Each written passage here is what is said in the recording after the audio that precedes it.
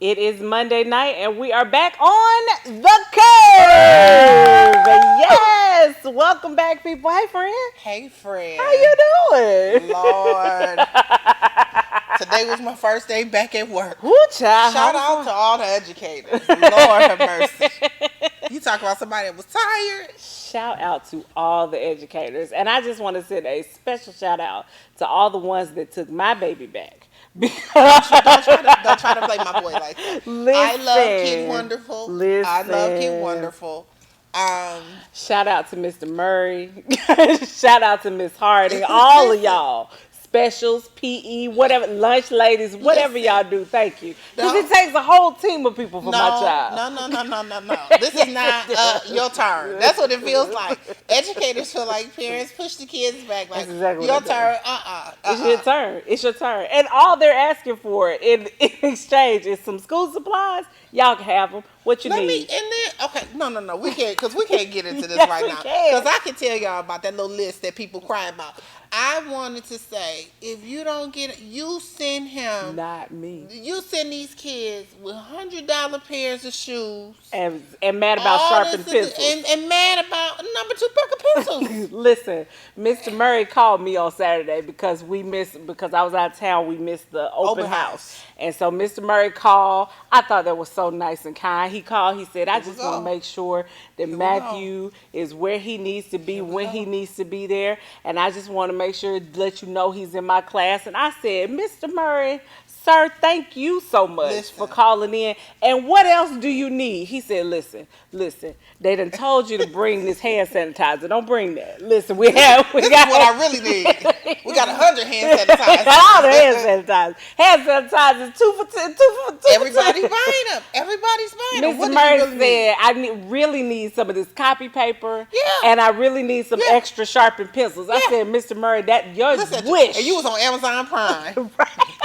I know you. Right there. Right there. Get him. How many? You need a whole ream. So you need hold on, 2. Friend. How many here's you need? The thing. For all the moms that are like Shannon and myself, please make sure that you find an organization. If you're on Amazon, check off Amazon Smiles to donate to, because Amazon will donate. I think it's like 5 or 10% of whatever your purchase total amount is. Absolutely, they will match that and donate that to a You have to go to smile.amazon.com and then type in your organization, and then once you do that, whatever you purchase, it'll go towards that said organization, and it'll continue to pull that up for you until you change the organization, as long as you're on smile.amazon.com. But okay, so back to this.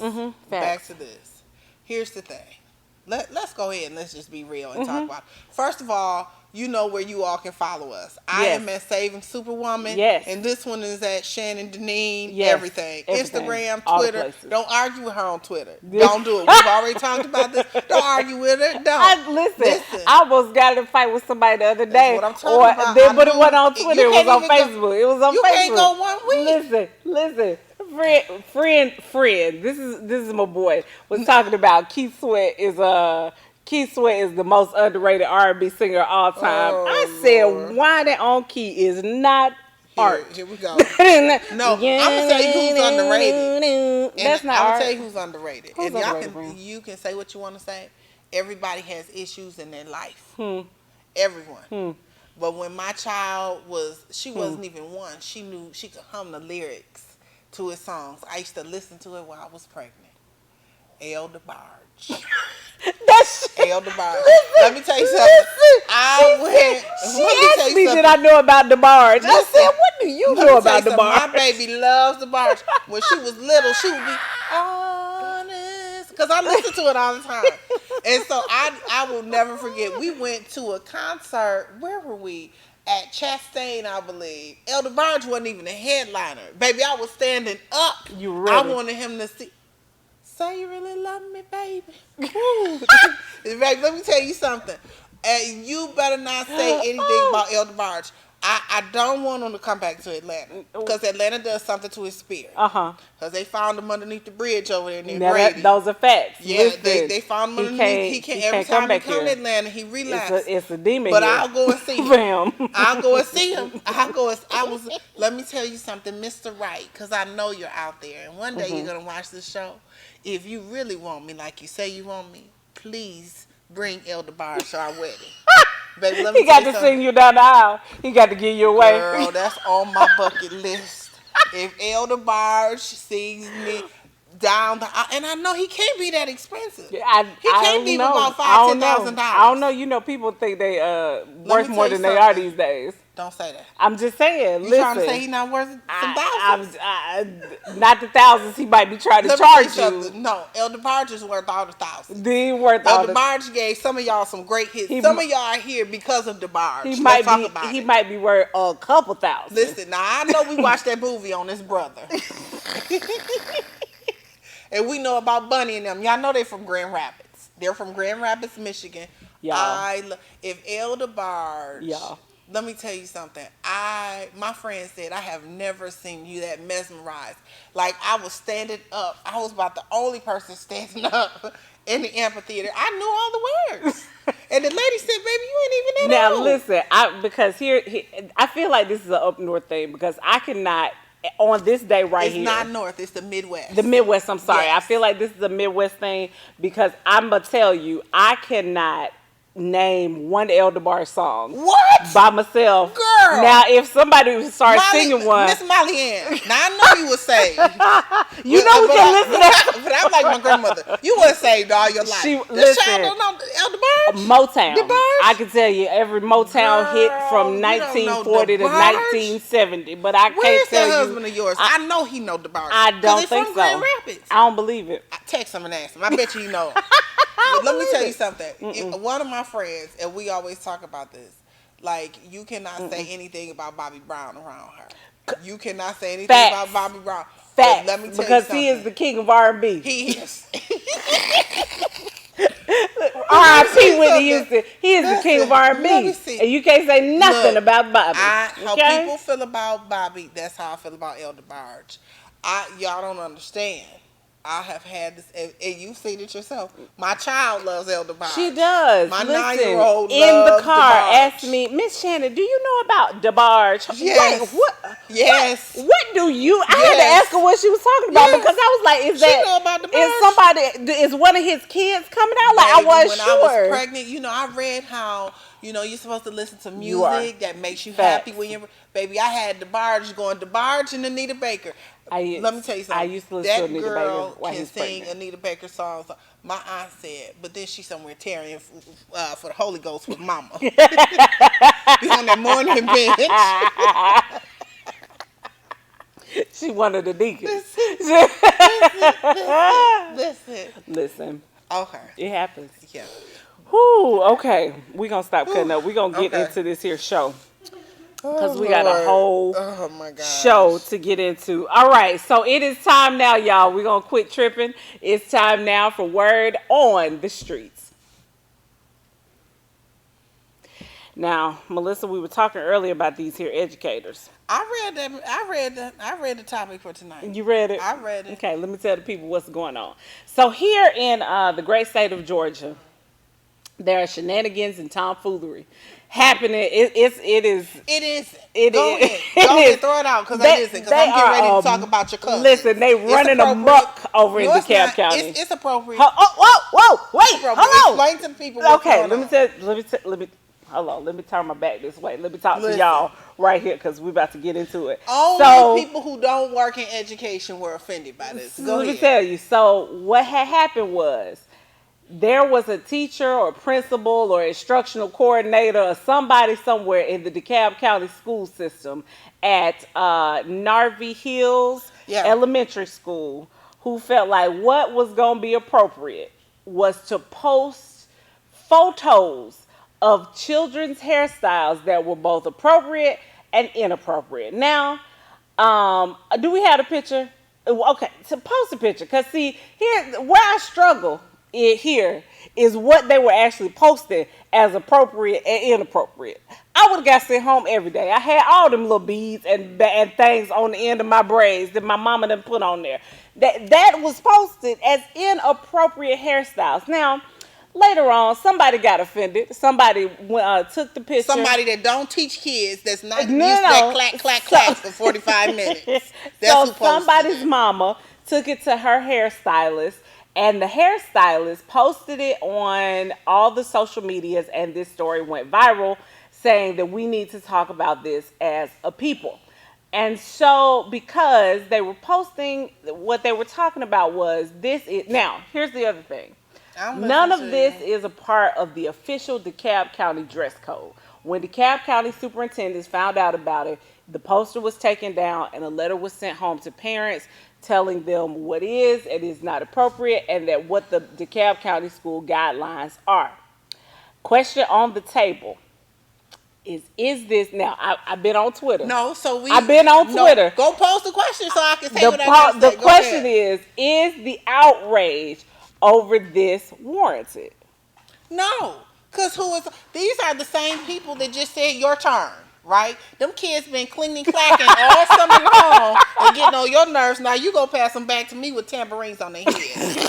First of all, let's be honest. Let's break this down. Because and I can say this from having a daughter. Because mine will never get her hair straightened right now. Because you can't concentrate. They got their fingers all through their hair. You're trying to teach them. You can't teach them nothing because they swirling with the little fingers.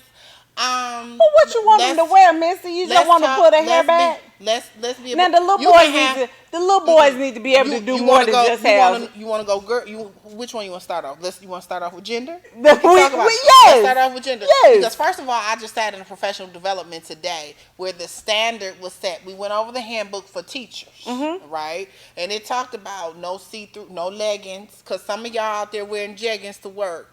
And your jeggings, which is the problem. How you gonna be the teacher talking about a dress code and you walking around like you just came from the club? They addressed it today. You getting ready to get a code 20 wrote up. Okay, so here's the problem. Number one, let's start off with these little girls. First of all, because I've seen this, you done sent your kid with a lace front to school. You done sent your kid with a lace front to school, knowing good and well they don't need that lace front on. The kid done sweated the lace front out. Now the lace front. I wouldn't exaggerate. I'm telling you what I've seen. I've seen lace fronts. I've seen long weaves where the other kids, they're playing and little ponytail just hanging, and she got the little wish ponytail on the end, and now the kids are teasing her. Get that together.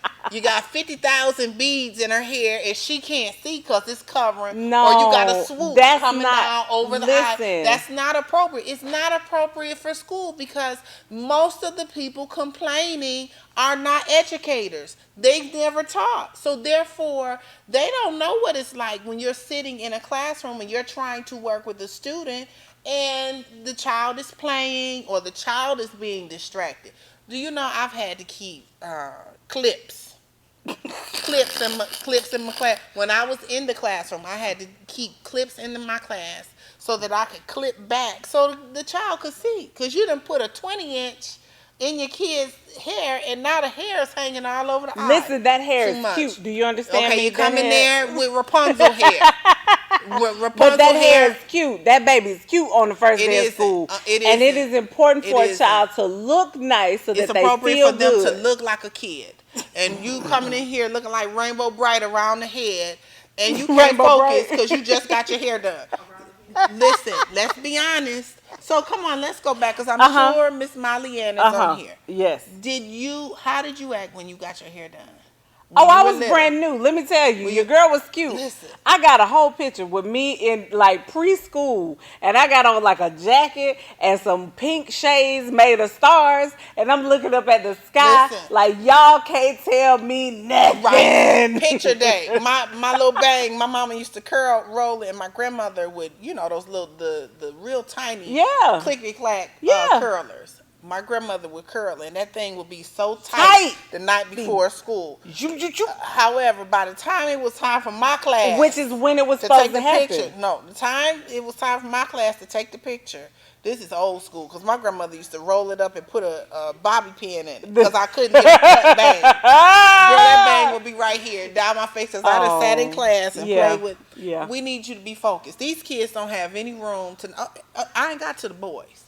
You don't brush your son hair. He come in looking like you got A2 grade carpet, not balls and everything else. No, I'm just being honest. That is the I do style. disagree. That's not the style. You can get it lined up. We have people that come to the school. And okay, let me say this. And I've worked in DeKalb County. Did you see the picture? I saw the picture. I've worked in DeKalb County. I've worked in Gwinnett. I've worked in several different counties here in Atlanta. Mm-hmm. And the thing about it is, some of it is gang affiliated. Like with them coloring their hair. Some of them is gang affiliated. Sure. That's what's real. Sure. Now, you can wear natural. I'm not against natural. I'm against when it's stuff crawling out their head. No, listen, no, because this is not the problem. What they were showing was not gang related. It was not any of that stuff. It was simply designs in the boys' hair, and it was a lot of basically a lot of beads on the girls' hair. And I don't understand how that's inappropriate. People are going to be offended, and I don't even care because I'm almost 20 years into this. Most of the kids with 50,000 designs, earrings in both ears, they can't read a lick. That is a gross stereotype of the children. It's a stereotype. How many years have you taught the class? And people can be like, "Oh, that's not true." It is true because here's the thing: a lot of times we dress up. I love, and I know the school. This school that did this, because they tried to frame it as a race thing. It's not a race thing because those kids are black. It's predominantly black. Lisa Watkins or Williams, she's the principal over there, and she is also African American. So it was not a race thing. The school is predominantly black. Yeah. But the issue at hand is we need for our students to be focused. When your child, we were just looking at this the other night because my daughter asked me if she could get colored braids. Yeah. Okay. No. Why she can't have no color? The color because I don't need her to be focused on. First of all, when you were little, did you have Rapunzel hair? And I don't see anything wrong with extensions, but I'm talking about when you and your mama both got 24 inch, 26, and you can't concentrate. No, that did not happen. Because the kid is sitting on the hair. That did not I done seen a lace front come all the way down to the front, and the child pushed it back. It just lifted up. I'm not doing this with you. I've seen more lace fronts. I've seen more lace fronts in elementary school than I have in high school. For as much money as you paid for the lace front, you could have went and just got their hair braided. Now, what I struggle with is these same parents who put lace fronts on their kids. Are they the same ones that get mad at the school supply list? Now, that's what I'm talking about. Priorities in the wrong place. You can't get your baby $150 Jordans and then can't get these Sharpie pencils. You don't want Sharpies, crayons, and people were arguing. See, I'm not like you. I just look at all the ignorant people that say little stupid stuff. You do. And I know when I see, because I don't believe in thugging, keyboard thugs. Because I'm going to say, you know what? You couldn't give an extra crayon. People were like, oh, well, I ain't paying for other people's stuff. Your kid has on a $150 pair of shoes and can't read. Those are facts. Those are facts. You should be invested into their future. Those are when facts. you send them to charter schools or when you send them to these public schools, you got to think about what's cut. Like educators they only get so much copy paper. Facts. Everybody's moving to iPads for work. So they need, they're less books and they need the papers for copying. They need pencils. Yeah. Little Johnny over there always eating up. See, back in the day, people used to play pencils. Wasn't no pencil list. Y'all remember when they played pencils? Yeah. So if you got your pencil broke, you just had to use that broke end. Sharpen it and use both of them. Who knows what the kids do with pencils? Yeah, we don't know. Who knows what the kids do with pencils? And this is my other thing. If you know that your kid is a discipline issue, if your kid is a discipline issue, I tell you what, you need to bring extra. Mm-hmm. You need to bring some gifts, some candy, something, snacks. Be classroom mom. Ain't no your turn. Mm-hmm. Facts. I'm just being honest. But what do the people have to say? But let's see here. Tony Green Campbell is watching. Hey, Tony Green Campbell. She said, buy the supplies, people. Buy the supplies. Buy the supplies because people need the supplies. Thank y'all so much for watching. Demetria, thank you for watching. Rachel, hello. Who else is on here? Sonia, thank you for watching. Joy, hey Joy, how you doing? Jeanette, thank you for watching. Dina, Esther, thank you so much for watching. Celeste, Candace, shout out to all y'all. Amber, hey girl, how you doing? Thank you so much for watching. I don't know. So you don't listen. What? I know my child What? has some. I got a unicorn. You do. I have a Which unicorn. is why she wanted to She wear them looks colors. special. She wanted them colorful braids Oh, because Lord. she is the unicorn. Let me tell you And she something. needs to be able to express her creativity First through of her all, hair if necessary. She wore the unicorn dress. You remember the unicorn dress? What She is got it? this dress from Target that has unicorn wings underneath it. It's a full out tutu that She goes gonna from fly. arm to arm. She She gonna wore it fly. to church. She wore it to church yesterday. I went to pick her up. The lady said, "Well, they're still in church. So what did she have on?" I said, "The unicorn." She said, "I know exactly who you're talking about." But I know I have a unicorn. I know. But you let her. Okay, so here's the thing, Melissa. You let her wear the unicorn stuff now. The unicorn to stuff church is equally when distracting. she's with me. She's not wearing that to school. Matter of fact, at her school, they do have a dress code for They your have hair. a uniform. They Yeah. have a uniform, even for hair. Okay. Even for hair. Here's the thing, people. I know I have a unicorn, so I buy extra just to ease the teacher's pain. You heard me in the car. I'm getting ready to make some baskets for the whole Teachers staff. gonna get gifts. The teachers get get gifts all year. because I'm giving them a gift. Yeah. I'm giving them a gift, and I need y'all to treat her like she's special. Yes, please treat me like this special. And I don't mind giving gifts. I don't mind bringing extra supplies. Mr. Murray gonna have all the copy paper he can. Yeah, because you all know year your long. kid. But don't send your kid to school. The thing about it is it's being appropriate. Can they focus while they're there? If you do, and people are like, "Oh, you can't tell me what my kid." What if the parent can't afford to get their hair done? That's what the school social worker is for. We're not here. And when you say social worker, instantly, in our culture, people think, "Oh, well, I don't know how to raise my kid." No, you might need a little extra support because we're trying to minimize the bullying. So they bring stylists in, barbers in to help with the hair. The parents can sign off, but you're not going to come in here. But the options for the little boy that they were offering at the Narvie the elementary school Go were like okay, a so low everybody Caesar that's and that's complaining, it. so that's all they need. Who had all that crazy stuff when we was little? I want everybody to complaining to go and volunteer over there. I bet you gonna see what the analysis what I said. Little JoJo with all them extra colors and 50,000 puzzles in his head. Let's see what he doing. Don't listen to Melissa, y'all. Y'all, your kids should be able to. I'm going into my 20th year. Find the lie in it. I have been here, Detroit Public Schools, Ingham County and Lansing, Prince George County, Flint School District. It doesn't change. Like, it's consistent.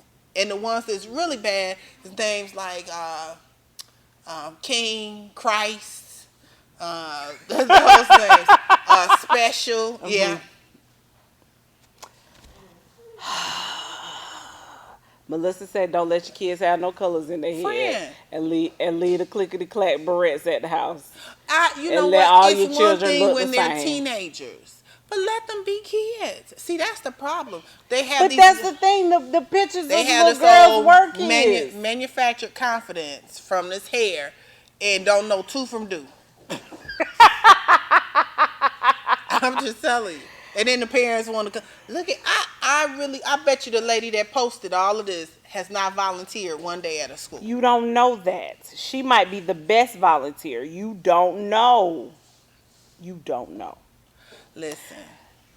Moving from the school system to all of our to two of our wonderful states. This past week, we've had two shootings. In the United States, one happening in Ohio, the other happening in El Paso, Texas. Both of those happened Saturday, August the 3rd. One happened again in El Paso. The other one happened in Dayton, Ohio. The Dayton, Ohio shooting was done by a young man named Connor Betts. The El Paso shooting was done by Patrick Cruces. Both of these young men have been labeled domestic terrorists. A whole bunch of people were shot, and in El Paso there were 9 killed, 27 wounded. In Ohio, I'm sorry, there were 22 people shot at the Walmart in El Paso, Texas, and in Ohio, 27 people were wounded and 9 people died. And I try really hard to stay away from the politics and the heavy topics on the show, but this is just getting out of hand. Like the gun control, the lack of gun control in our country. Both mass shootings were done with heavy assault rifles, and both of these young men have been. One has been shot and killed by the police. The other is in custody. But this is just getting out of control. But there's so many layers to this. There's so many layers to this. Mm-hmm. This is how I feel. Facts. And I think that it's bigger than because I saw people saying we need to move away from thoughts and prayers to policy and change. Oh no, child, let's go. Let's go to the underlying issue. Bigotry is real in this country. Absolutely. And the reason why bigotry continues to grow because there's no accountability for the bigotry. Mm-mm. So when we have issues that come up, I was just talking to someone about bigotry. Mm-hmm. And I was saying to this individual, oftentimes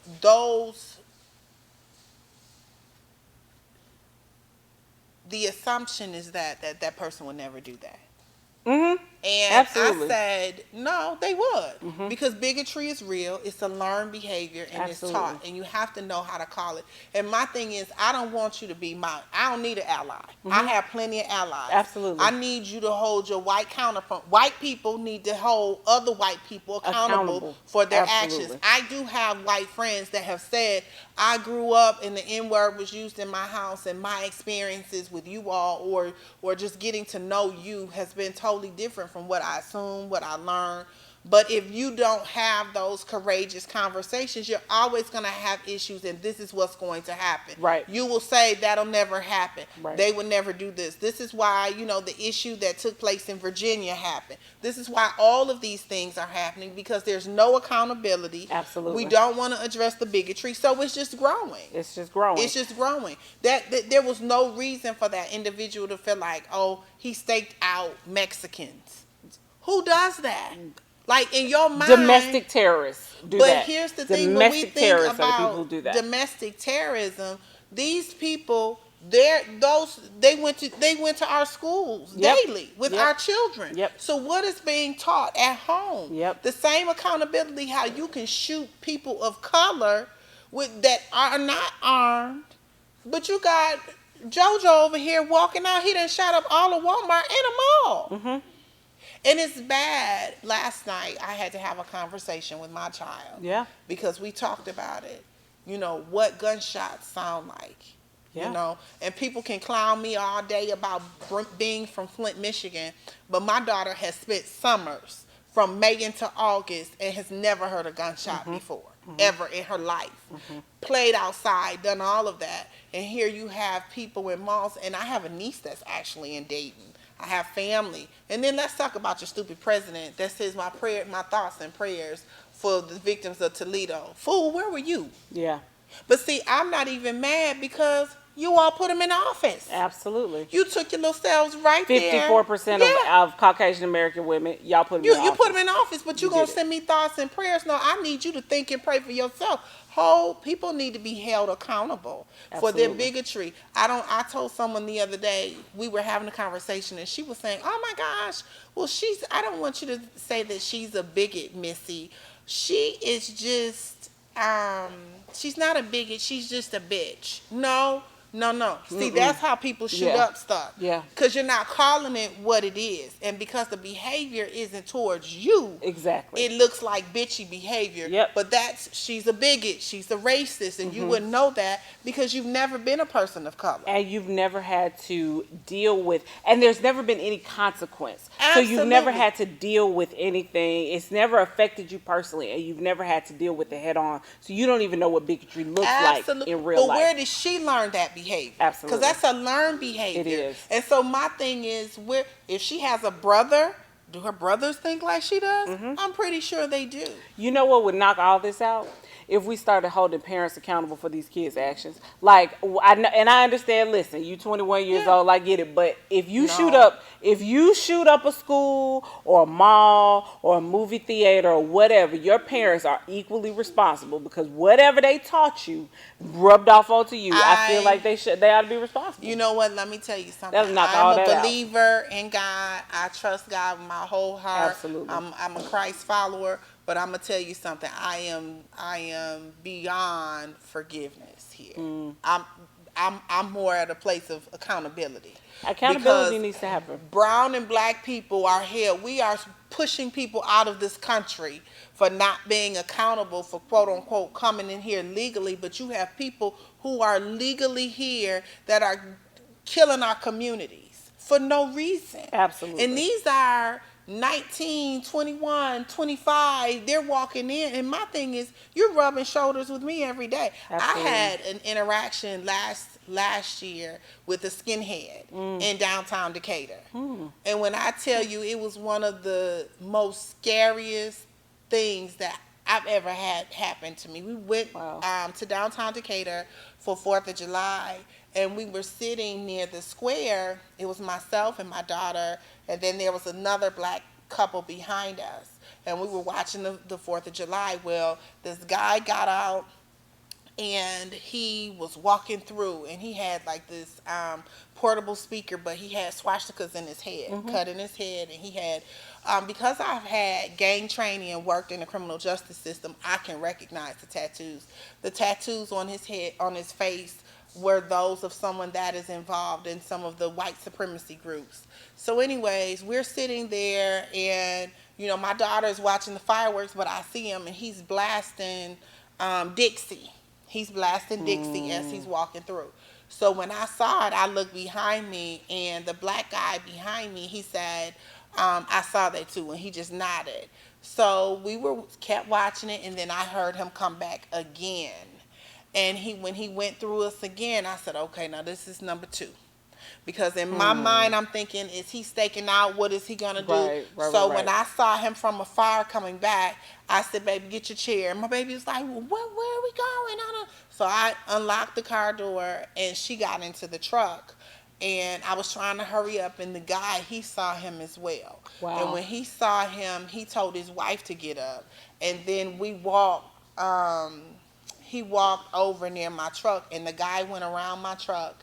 And then he walked around us, and he went around the tree. But in that minute, I was like, Lord, what is he going to do? Like, I was terrified. Yeah. I had to drive, and I went to a Kroger and just broke down in the parking lot because I didn't understand it. When I went to the police, they were like, well, there are plenty of police out there, and nobody said anything. No. You're not going to, if he looks like you, you're not thinking about that. And he said, well, nobody else complained.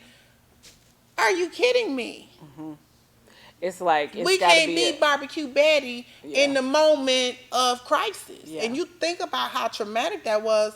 And when here it is, my daughter was like, Mom, why are we leaving? And why are you crying? And what's going on? Anything could have happened in that moment. So to tell her, what a gunshot sounds like, and if we're in a store and you hear it, you look at mommy's face. You grab my hand. Because if I got to put you on my back and run, if we got to run, because I know, having training, I know how to get out of crisis situations.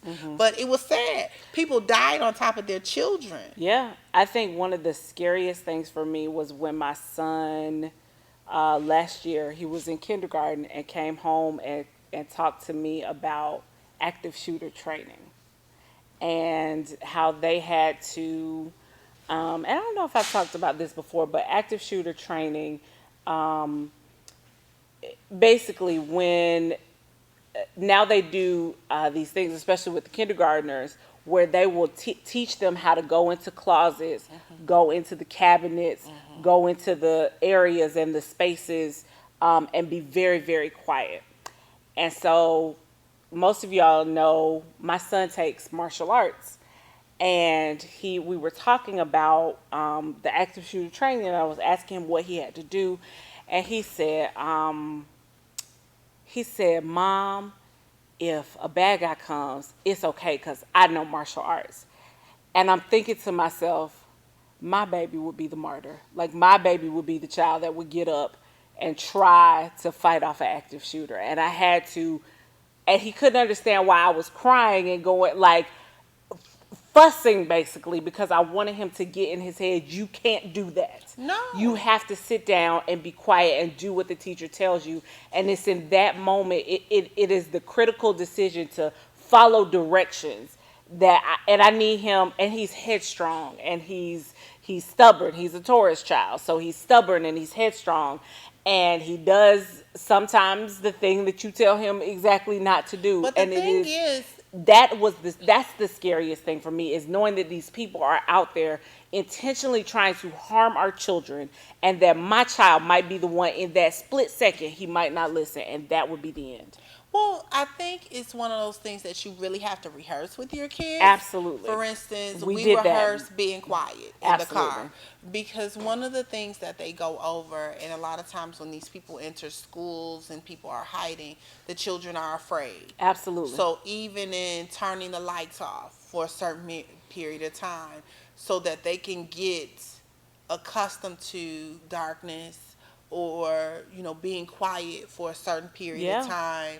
How do you relax yourself? How do you visualizations? Those are things that you can go over with your children. But I think that as a society, we have to learn how to hold each other accountable. Absolutely. And I have made it very clear to my friends of all different races, ethnicities, Absolutely. religious backgrounds, that I am all about being held accountable. If I do something that offends you or that's inappropriate, please let me know.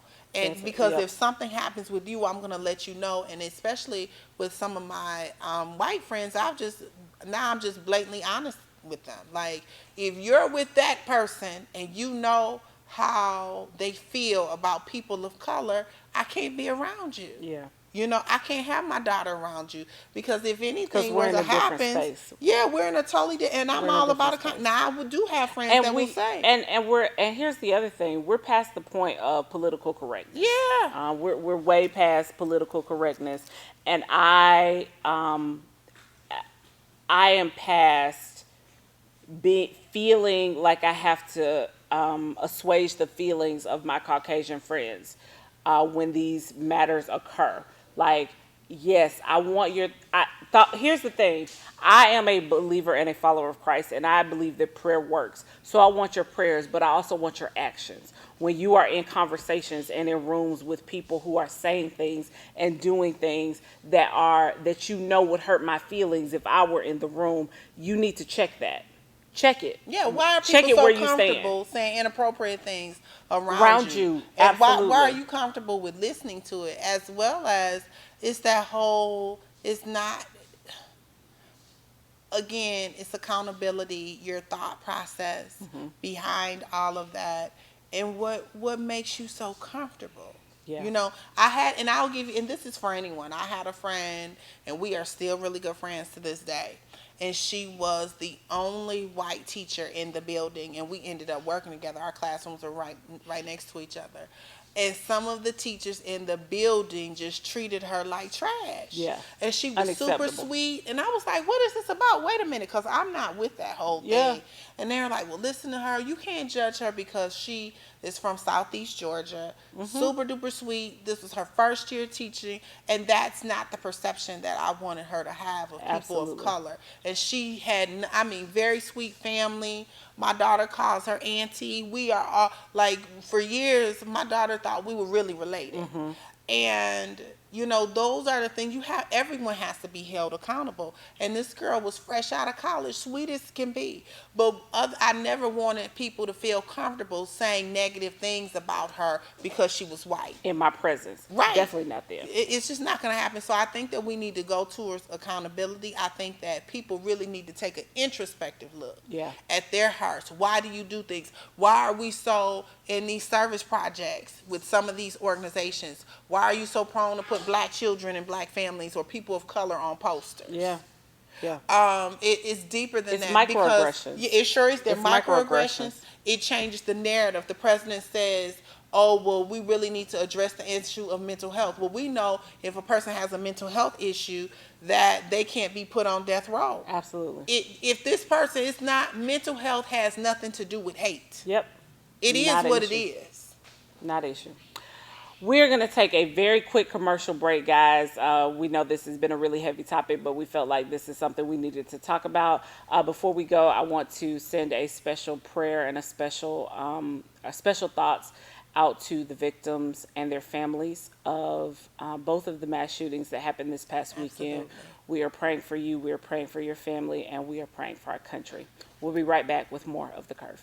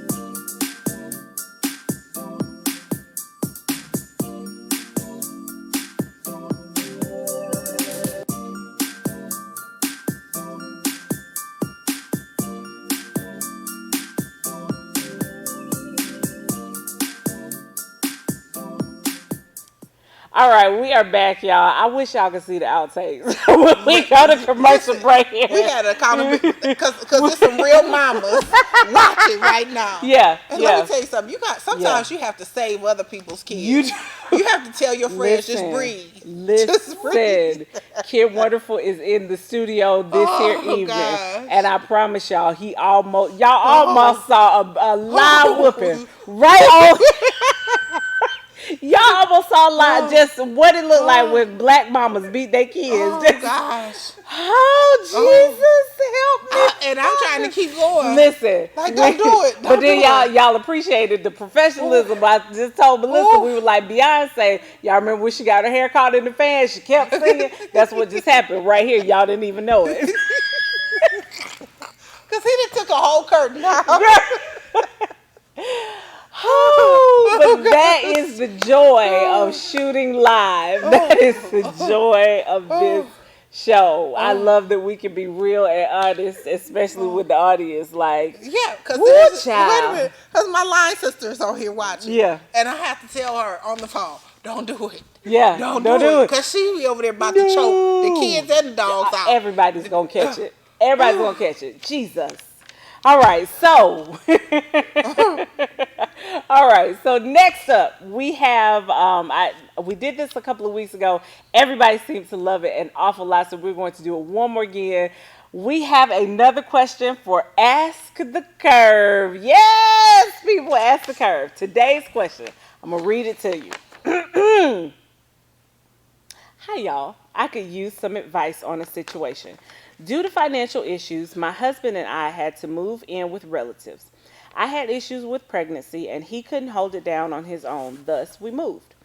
After I had the baby, I went back to college and finished. I've currently been looking for a job for 2 months as well as being a stay-at-home mom. Lately, he comes home angry at the world and takes his anger out on anyone who crosses his path, kids included. Not physically, but verbally. There's hardly any love, attention, or affection unless he wants it. I try and kiss him and hug him, but he'll pull away, look disgusted, or he'll say, "When you get a job, that's when we can start doing all that." At home, I clean, I care for the children, I look for employment, and usually we split the cooking. I understand that we're not in our own place anymore, but lately he treats me like one of his children by talking down to me and saying how he'd appreciate me as his wife as soon as I held down a job. Am I wrong for feeling this upset? I'm not sure what to say, think, or do next. Go ahead. You can go first. So here's the thing. You don't want to hear what I have to say. Yeah, I do. So here's the Yeah. thing. These are the things that we don't talk about when it comes to marriage, and that's one of the reasons why I pulled this question. And I want you to be real honest. I I want you to be real honest here. And listen, because I know how some people are going to feel. Yeah. You're going to feel like, oh my gosh, he's being disrespectful. Uh-huh. If he didn't have a job and he was over there being Mr. Mom, how would you feel coming in? Yeah, well, we're gonna talk about if the tables were turned, but this young sweet child is asking for our assistance, is saying basically, what should I do? Because here's the thing, in marriage you're gonna run up on some hard times, and you're not gonna like each other all the time, and that's something I feel like you don't really understand. You are not people feel like marriage is like holding hands and walking through the park all the time. No, there are times because just like I just had to save Kid Wonderful. Yes. I've had to save her from choking out her husband. Listen, sometimes I love you every day, but I don't like you at all. I don't like you today. I didn't like you yesterday. I didn't like you for all that stuff all that smack you've been talking behind. There are days where you have those moments. Friend. And so, yes. Answer the question. What should she do? This sweet baby. Here's the thing. A lot of people are going to tell you, yeah, girl, you got to leave. You got to walk out the door. Don't be taking that from that man. But here's the thing. Let's be honest. You don't have a job and you have children. And I don't feel like this is a situation that can't be worked through. I feel like what is happening is that your husband is stressed based on your finances. And he is taking out that anger on you. And I'm not saying that is right by any stretch of the imagination. It is not okay that he is taking his anger out on you. I also feel like there are ways in which you can alleviate some of that stress. And there are ways in which the two of you can work together in order to make that a better environment. Now, the thing is, if this is your husband and he loves you, he's going to be willing to work at it. If you go to your husband and say, sweetheart, listen, all this that you're doing is the most. Okay? You also have to have a backbone in your marriage. And I'm going to be honest, I didn't learn that till much later in my marriage situation. That sometimes you got two backbones. You got all of them. All the backbones. I'm going to tell you. So listen to Shannon, because we both have two different perspectives. Yeah. And Shannon has been, how long you been married? It'll be 12 years. Okay. It'll be 12 years. Shannon has been married 12 years. Yes. And we usually have two different perspectives. All the time. Okay, so it can be worked through because here's the thing: this is not an issue that can't be fixed. Now, if you came to me and said he threatened to put me out, he's degrading me on an everyday basis, he's trying to rip me apart as a person, we having a completely different conversation. But what it sounds like is your husband, who is typically looked upon as the as the breadwinner, is feeling like less than a man. And when they start feeling like less than a man, girl, it don't matter if you were cleaning your house 15 times a day. It don't matter how great you're taking care of the kids. It doesn't matter what you're doing. When that man feels like less than a man, he is going to lash out and he is going to project those issues onto you. My first piece of advice for you is do not internalize that, because that don't have nothing to do with you. That has more to do with him. You need to have that conversation with him and say, listen, I understand how this makes you feel. Let's figure out how we get out of this situation. And it ain't all just, I got to work, because if I go back to work, we got to send these kids to somebody's daycare, and that's going to be more money, I guarantee you. So it don't have nothing to do with that. Let's figure out how to live within our means and get to where we're going, and let's try to work on these goals together. Now, if he is with that, then y'all work it out and work through that. If he says to you, no, it's you and you're responsible and you the problem and you this and that and the third, that's when you take a step back and say, you know what, then I'm going to be this problem by myself. Okay, so you got Shannon's perspective. That was her advice to you. Now, my perspective is a little different. What's your perspective? My perspective, I'm going to give you the Missy perspective, and then I'm going to give you the clinical therapist perspective. Now, me, I've been where the husband is. I don't like coming. I was just raised in a house where everybody needs to come from somewhere.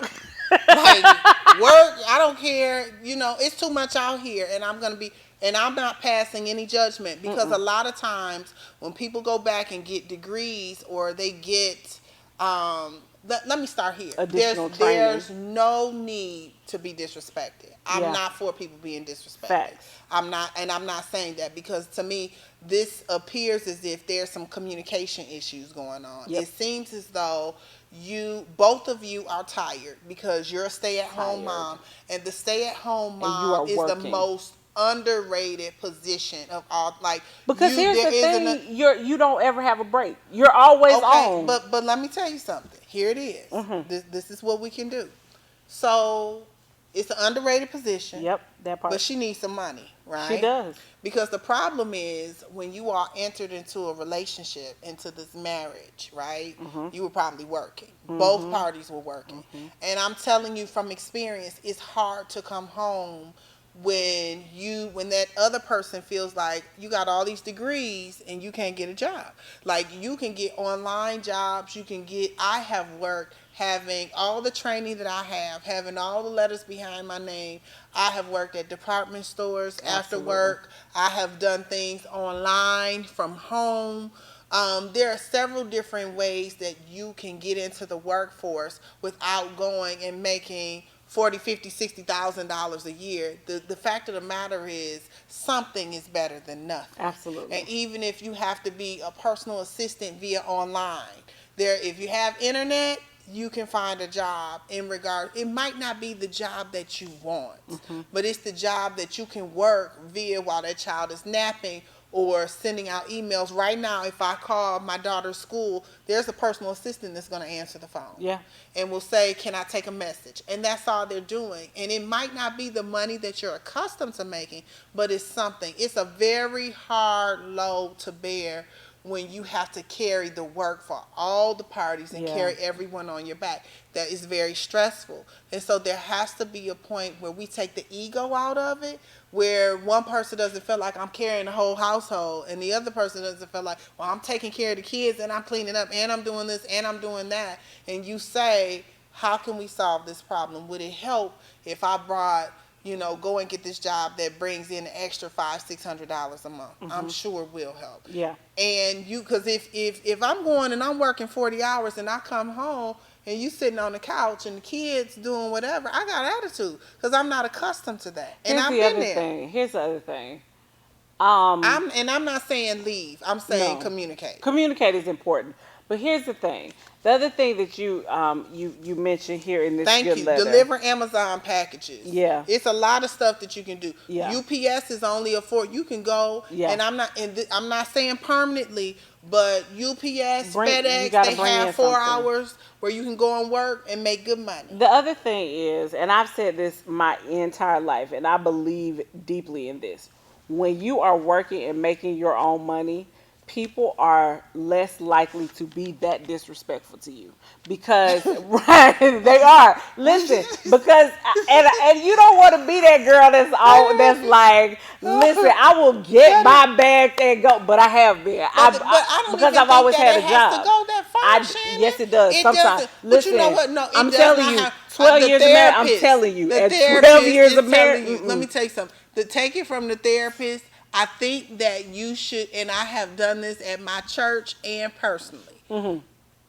You are right to a certain extent. Because it's not about having your own money. It's the attitude that comes when you have your own money. It's about having options and creating and presenting options and being able to say, I don't have to do this. I don't have to be here. Yes, it is. It is. I don't have to be here with you and this foolishness. But that's not, how do we know? We don't know that they have foolishness before this happened. This They might is not have just a stressful time. It is a stressful that they time. need to work out. And I'm telling you, if she got a job doing something online for a couple of hours that even brought $200-$300 in, it will make a world of a difference. It would make a world of difference. But I do think the disrespect should be addressed. Yes, the disrespect is absolutely addressed, and that disrespect lessens No, when because you I'm have gonna tell a you job. something. No, you're right. Because that disrespect, but it don't have no. It has to do with you are not going to talk to me like that because I don't have to be here, ma'am. Ma'am. People, okay, so get on line. Tell what you think on the line here. Because here's the thing about it, and I understand that. But if you've always had a job, and I've allotted for you to, we've discussed that you were going to go back to school, and the whole point of you going back to school was so that you could get a better job. Facts. Now, you've gone back and you still don't have a job. That's a problem. Because now we're talking about that whole time you weren't in school. I agree. And so my thing is, something is better than nothing. However, there's a way that I'm going to be spoken to. There's a way that I'm going to be spoken to, and there's a way that I'm going to speak to you. That's what I'm saying. Don't speak to me because I know how I was in a relationship, and I came home, and you were still sitting on the couch. And I got a problem with that. If you don't speak to me the way I want you to speak to me. Hey, let me tell you something. You can sit on that couch all you want to. You be sitting on your couch, and the couch will not be in here. Now, it goes both ways. If you enter into a relationship, and I've seen it. I've been there with some of my friends. Oh, Vera said, Come on, Vera. Thank you. Vera said, if they did not agree upon her being a stay-at-home mom, there is a problem. They are not communicating effectively. She has to tell him she doesn't want to work. However, financially, if they are strapped, she has to help her mate. That's right. Please advise them that they need a financial plan. Vera. And her getting a job is part of that plan, period. Come on, Vera. Thank you. And I'm sure Vera over there with black and white on. I'm teasing you. Yes, absolutely. It has, because that was not the agreement. And I believe in developing that plan, because you have to think, if she didn't work that whole time that they were in school, and sometimes you have to start from somewhere. UPS, FedEx is a great place to work, and you can go up the ladder quite fast. Yep. But you got to start from somewhere. You're not always going to start off making $60,000, $70,000 an hour. Come on, tell the truth, friend. Humble pie. We talk about this all the time. Is this not being stubborn? You remember when we were talking about this? And I'm in your space. Because we just talked about this. I'm just saying. Yeah. Yeah, we're going to talk more about this when we get off the show. Communicate with your husband, friend. Yes. But if he decides not with an attitude. Not with an attitude. Take Vera's advice. Look at what Vera said. That this disrespect, if he decides this disrespect is still an option. He's not being he's your tired. Girl, I can help you get out. Let me tell you something. Okay. Because she going to come back on and apologize. Because I got to tell her something when we get off of here. Now, how was your attitude? How was, if the situation was her, how would your attitude be? I would have an attitude. Okay. Because everybody in my house had to work. Okay. So don't sit up here and tell her that. Kid Wonderful about to get a job. He about to get a whole job. You eat too much. You would have an attitude if you came. Not if we agreed to it. Not if we agree and then you couldn't find a job afterward. No, I wouldn't. There's no such thing as can't find a job. That's where we disagree. Okay, hold on. We might have. Pause. We got to get out of here now. Okay. Let's post this. We're gonna post it. We're gonna have continued conversation during the week. Yes. That's what we'll do. Continue conversation Because during the Quick week. Trip will pay you $40,000 with a bachelor. They actually will on the But you're too part-time good. situation. Hourly. I mean, for a manager. But Yeah. are you too good to work at Quick Trip? What now? You're too good to work at facts. UPS, the These little are facts. 4-hour shift, or Yeah. Amazon. Yeah. Delivering newspapers for Wall Street Journal Facts. pays real good. Facts. But you're too good to be the paper girl. All right, y'all. This has been an amazing show. I can't with you. Listen, I'm just being honest. I Hey, can't how with many you. jobs do I have? Many. Now, Thank you. Right. Right. Okay then. Yeah, okay then. We're out here working. We working, so can you, sis. We got you. I'll tell you where to go. Yeah. Matter of fact, we'll get this going, and we can also drop where some places she can apply. Facts. That we'll we can hire. do that. Right. Absolutely. It's been an awesome show. I love you guys, man. Thank you so much for sticking with us, and thank you for joining us. You can make sure you subscribe to our YouTube channel. Make sure you hit the like on the Facebook page on the Curve, so you can make sure you catch all of our episodes when they are new. We're live every Monday night at 9 p.m. Make sure that you work hard, pray hard, play hard, and slay hard, and don't forget to live life on the Curve. We'll see you next week.